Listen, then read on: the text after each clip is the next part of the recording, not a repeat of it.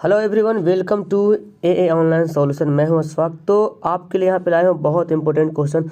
और जैसे कि पता है कि पिछली वीडियो में मैंने पार्ट 1 बताया था जिसमें बायोलॉजी का इंपॉर्टेंट सब्जेक्टिव क्वेश्चन था। यहाँ पे हम लोग पढ़ेंगे पार्ट 2 और पार्ट 2 में कुछ 10 सवाल और इंपॉर्टेंट सब्जेक्टिव वाला जो मैंने गेस करवाया था आप लोग को, वही क्वेश्चन मैं यहाँ पे प्रोवाइड करने वाला हूँ। तो आइए वीडियो को सोच लेकर आखिर तक देखते हैं। कल जो मैं पढ़ाया था ये देख सकते हैं आप, इसका स्क्रीनशॉट भी ले सकते हैं आप। जो मैं कल वीडियो बनाया था ये था जाइलम फ्लोएम में अंतर था। ये समजात अंग से आप क्या समझते हैं, आहार श्रृंखला किसे कहते हैं, और यहाँ देखिए जल संरक्षण क्या है, रक्त के 2 कार्य बताना आपको, दहन श्वसन और दहन में कोई 2 अंतर बताना है, उत्सर्जन की परिभाषा देना है, जंतुओं में रासायनिक समन्वय क्या होता है, अलैंगिक जनन की अपेक्षा लैंगिक जनन क्या महत्व क्या है, स्वपोषी विषमपोषी, यहाँ तक मैं आपको बता दिया था। ठीक है, आज यहाँ पढ़ेंगे पादप हार्मोन क्या है और पादप हार्मोन का नाम भी बताना है।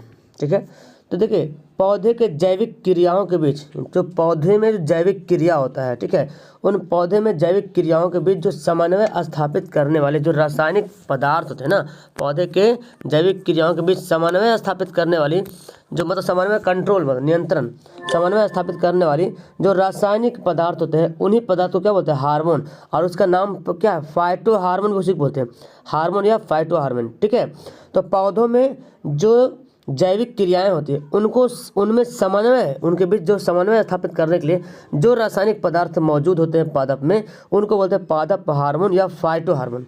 ठीक है, या लगभग सभी क्रियाओं जैसे कि वृद्धि, विकास, फूल आना, फल आना, फूलों का पकाना आदि को प्रभावित करता है। जो मतलब जो भी जैविक क्रिया, फूल आना, वृद्धि होना, विकास होना, ठीक है, मुरझाना, इस सभी जैविक क्रियाओं को क्या करता है, प्रभावित करता है। जैसे यहाँ पे ऑक्सीजन है, जिब्रेलिन है, एब्सिसिक एसिड है इत्यादि, और भी बहुत सारा पादप हार्मोन है। तो इतना आप लिख दीजिएगा, काफ़ी है। ठीक है, उम्मीद है कि आपको ये समझ में आ गया होगा। चलिए आगे सवाल देखते हैं। गर्भ निरोधक युक्तियाँ अपनाने के क्या कारण हो सकते हैं। गर्भ निरोधक युक्तियाँ मतलब कि गर्भ निरोधक मतलब ना संतान पैदा ना हो, इसके लिए जो उपाय करते हैं उसके लिए क्या कारण हो सकते हैं। सबसे पहली बात है कि देश की जनसंख्या लगातार बढ़ती जा रही है, जिससे अनेक प्रकार की समस्याएं भी उत्पन्न हो रही हैं। एक समस्या है, इसलिए गर्भ निरोधक युक्तियाँ लगाते हैं, ठीक है, यूज करते हैं। अधिक बच्चे पैदा करने से उनके लालन पालन पर बहुत बुरा प्रभाव भी पड़ता है। ठीक है, जाहिर सी बात, जब ज़्यादा बच्चा घर में रहेगा तो फिर उनका परवरिश होना, लालन पालन होना बहुत ही मतलब इफेक्टेड होता है, बहुत कुछ प्रभाव होता है, किसी का सही से नहीं हो पाता है। ठीक है, अधिक बच्चे पैदा होने से माँ के स्वास्थ्य पर भी बुरा प्रभाव पड़ता है। ठीक है, तो ये डिपेंड, माँ के स्वास्थ्य पर भी बुरा प्रभाव पड़ता है जब ज़्यादा उनके संतान होते हैं तो इसलिए जो है ना, मानव क्या करते हैं, गर्भ निरोधक युक्तियाँ अपनाते हैं। अधिक बच्चे की संख्या होने से उसका लालन पालन, पढ़ाई लिखाई एवं उचित रख रखाव भी नहीं हो पाता है। तो मिला जुला कर देखा जाए सारा पॉइंट एक ही बात पे आके मिल जाती है कि अगर सबसे पहली बात तो कि देश की जनसंख्या लगातार बढ़ती जा रही है, इसको कंट्रोल करने के लिए ये गर्भ निरोधक युक्तियाँ को अपनाते हैं। दूसरा कारण है कि अधिक अगर संतान पैदा होगा तो उनका लालन पालन सही से नहीं हो पाएगा, उनकी पढ़ाई नहीं हो पाएगी सही से खाना पीना नहीं हो पाएगा, है ना, उनका पालन पोषण सही नहीं हो पाएगा, उचित रख रखाव नहीं होगा। ठीक है, कुछ स्वस्थ हो, कुछ अस्वस्थ हो जाएंगे, माँ भी स्वस्थ नहीं हो पाएगी, माँ भी अस्वस्थ रहेगी। ठीक है, तो ये कारण है गर्भ निरोधक युक्तियाँ अपनाने के लिए। चलिए आगे सवाल पढ़ते हैं। स्वपरागन और परपरागन में क्या अंतर है। देखिए, स्वपरागन जब एक ही पुष्प के परागकण उसी पुष्प के वर्तिकाग्र पर पहुँचते हैं तो उसी पौधे के अन्य पुष्प के वर्तिकाग्र पर पहुँचते हैं। देखो क्या बोला जाए, जब एक पुष्प के परागन जो है, एक फूल का परागन, अगर परागन उसी पुष्प के वर्तिकाग्र पर पहुंचते हैं या तो फिर उसी पौधे के अन्य पुष्प, मतलब एक ही पौधा है और अगर कोई किसी पुष्प का परागन अगर खुद उसी पुष्प में जा रहा वर्तिकाग्र तक पहुंचता है, या तो उसी पौधे में लेकिन दूसरा फूल हो, उसी पौधे में अन्य पुष्प के वर्तिकाग्र तक पहुंचता है तो उसे स्वपरागन कहते हैं। मतलब कहने का मतलब कि पेड़ वही है ना, एक ही पेड़ के अंतर्गत होगा।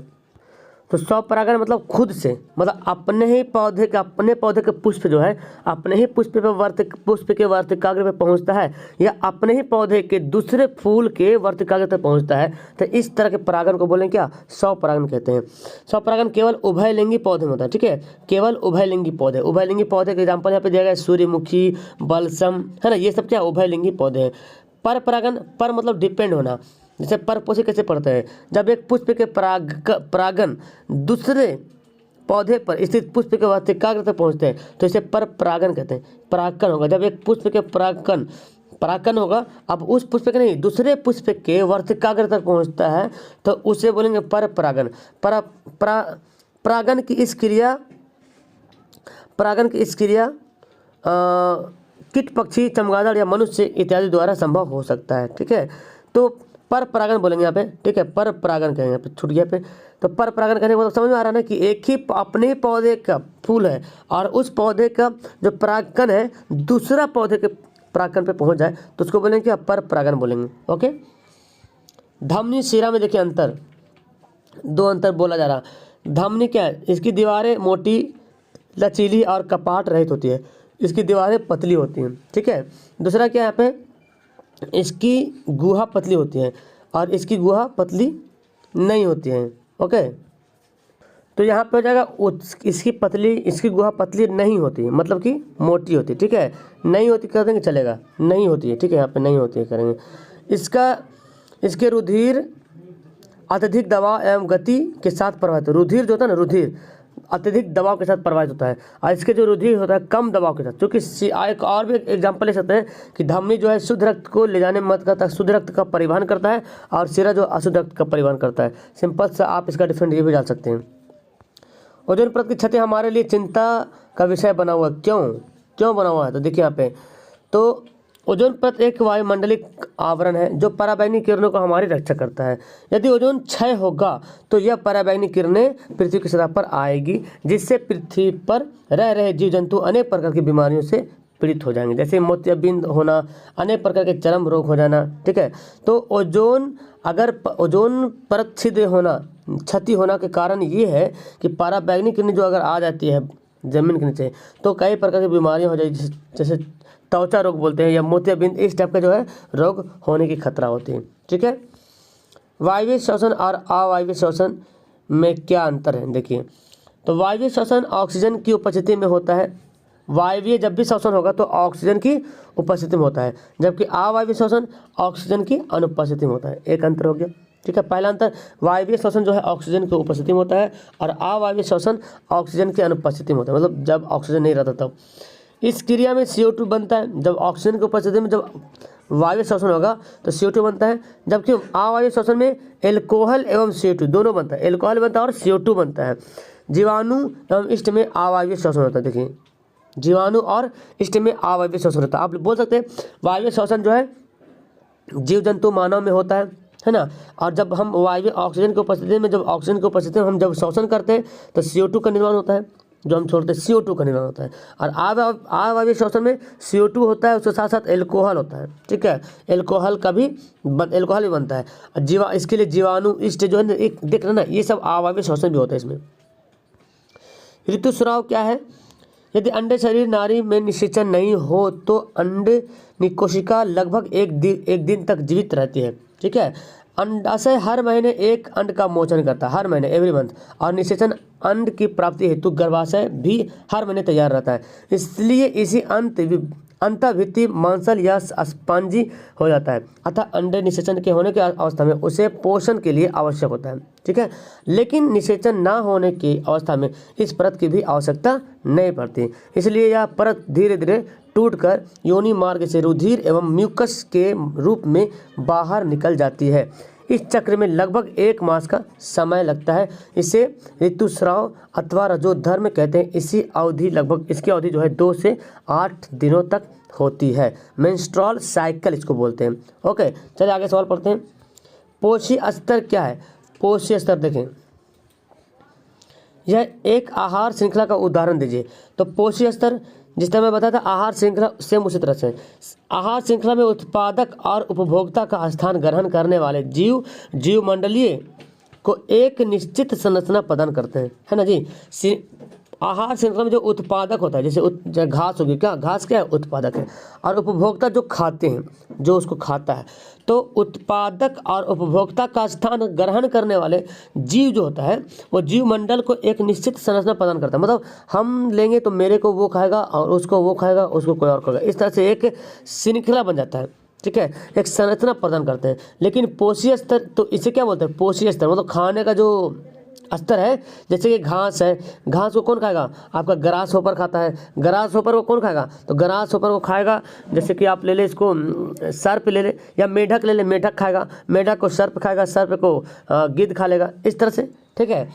आहार श्रृंखला में उत्पादक का स्थान पहला होता है। जी बिल्कुल, पहला स्थान क्या होता है? उत्पादक। जैसे उत्पादक बोले तो जैसे घास है, घास क्या उत्पादक है? जो खुद पहले पैदा कर रहा है। तो घास होना कितना जरूरी है, मतलब पेड़ पौधे का। तो पेड़ हम लोग भी खाते हैं, सब्जी वगैरह खाते हैं, तो सबसे पहला उत्पादक क्या है? पेड़ पौधा है, उत्पादक। उसके बाद हम लोग खाते हैं, उपभोक्ता हम लोग हो गए। यदि हमें पौधे का संवहन करें तो श्रृंखला में उपभोक्ता का स्तर पर रहेंगे। यदि हमें पौधे का संवहन करें तो श्रृंखला में उपभोक्ता स्तर पर रहेंगे। बिल्कुल, तो क्या बोला जा रहा? अगर हमें, यदि हमें पौधों का संवहन करते खाते हैं तो श्रृंखला में उपभोक्ता का स्तर रहेंगे। जी बिल्कुल, पौधों को खाएंगे तभी तो श्रृंखला के स्तर पर रह पाएंगे, ठीक है। चलिए आगे पढ़ते हैं। तंत्रिका उत्तक कैसे कार्य करता है? देखिए, तंत्रिका उत्तक आंतरिक संवेदना या उद्दीपन जैसे कि प्यास लगना, भूख लगना, तृण रोग इत्यादि तथा बहुत संवेदना उद्दीपन जैसे भौतिक, रासायनिक, यांत्रिक और विद्युतीय प्रभाव को ग्रहण करने के विभिन्न भागों में उनका संवहन करने तथा संवेदनाओं की प्राप्ति व्यक्त करने के लिए अंगों को प्रेरित करता है। कौन करता है? ये तंत्रिका उत्तक करता है ऐसा काम। जैसे कि आपको प्यास लगा तो ये तंत्रिका उत्तक आपके मतलब जो जबान है ना, तो आपके अंदर प्यास की शिद्दत पैदा हो जाएगी और लगेगा मैं प्यास कर लूँ। भूख लगेगा तो आपको पेट में ऑटोमेटिक वहाँ पे सूचना प्राप्त हो जाएगी और आपको पेट भूख लगेगा तो लगेगा अरे मुझे भूख लग गया, ठीक है। रोग हो जाएगा, नफरत, प्रेम, सब इसी तरह से जो भी आप तंत्रिका काम है, सारा तंत्रिका तंत्र बॉडी में जो भी सूचनाएं प्राप्त होती है सब तंत्रिका तंत्र के कारण। कोई उद्दीपन होता है जैसे कि भौतिक, कोई आपको मार दिया तो तुरंत चोट पहुँचता है, यहाँ दर्द होता है, ये सब के सब तंत्रिका उत्तक आप क्या कर, जो उसके लिए स्पेशल जो अंग है उसको सूचना प्राप्त करता है और फिर वो क्या होता है उसको प्रेरित करता है। तो विभिन्न अंगों में उनका संवहन करने जैसे कि आप भूख लगे तो भूख के लिए किसको संवहन करेगा? भूख के लिए वो जो पेट को बताएगा कि आपको भूख लग गया है तो पेट आपको दर्द कर, ऐसा तो नहीं भूख लगता तो हाथ दर्द करता है, ऐसा तो नहीं है। संवेदनाओं के प्रतिक्रिया व्यक्त करने के लिए अंगों को क्या करता है?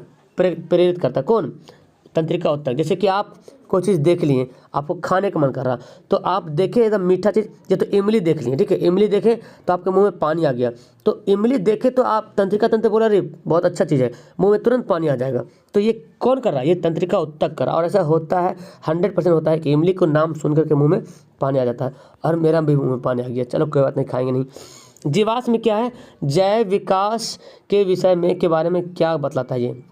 तो देखिए, प्राचीन काल ऐसे कई जीव पृथ्वी पर उपस्थित थे जो बाद में समाप्त या विलुप्त हो गए। प्राचीन काल में, अच्छा कुछ कभी टाइपिंग में मिस्टेक होता है, इसके लिए सॉरी डियर, ठीक है। तो प्राचीन काल में कुछ ऐसे भी जीव है पृथ्वी पर जो उपस्थित थे जो बाद में समाप्त हो गए, विलुप्त हो गए, वर्तमान में यह मौजूद नहीं है।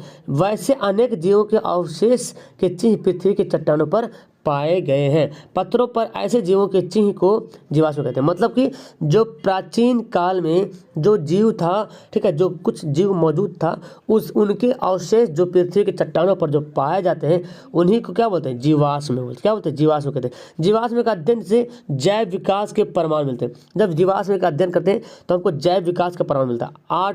आर्कियोट्रेक्स एक ऐसा ही जीवाश्म है जिसमें रेंटिलिया तथा जीव यानी कि पक्षी दोनों के गुण पाए जाते हैं। इसके अध्ययन से यह पुष्टि हो जाती है कि रेंटिलिया तथा जीव का विकास एक ही पूर्वज से होता है। मतलब कि प्राचीन काल में जो जीव था जो विलुप्त हो गया, अगर जीवाश्म का अध्ययन करते तो हमको इन प्राचीन काल में पाए जाने वाला जो जीव जंतु था उनके बारे में हमको नॉलेज प्राप्त हो जाता है जीवाश्म विज्ञान में, ठीक है। तो आज तक ये 10 ही सवाल काफ़ी रहेगा, 10 सवाल। नेक्स्ट टाइम और भी सवाल है, फटाफट मैं जितना जल्दी हो सके बताने की कोशिश करूँगा बिकॉज टाइम बहुत कम है और आपको भी जहाँ तक हो पाए आप इसका अपने गाइड में देखें, खोजें, लेकिन याद कर ले जो मैं सवाल बता रहा हूँ उसको एकदम 100% याद कर लीजिए, बहुत बेनिफिट करने वाला हो, ठीक है। तो चलो अच्छी लगी वीडियो तो लास्ट करते हैं, मज़ा आए तो लाइक करो, शेयर करो, सब्सक्राइब करो। Okay, that's all, bye, thank you everyone.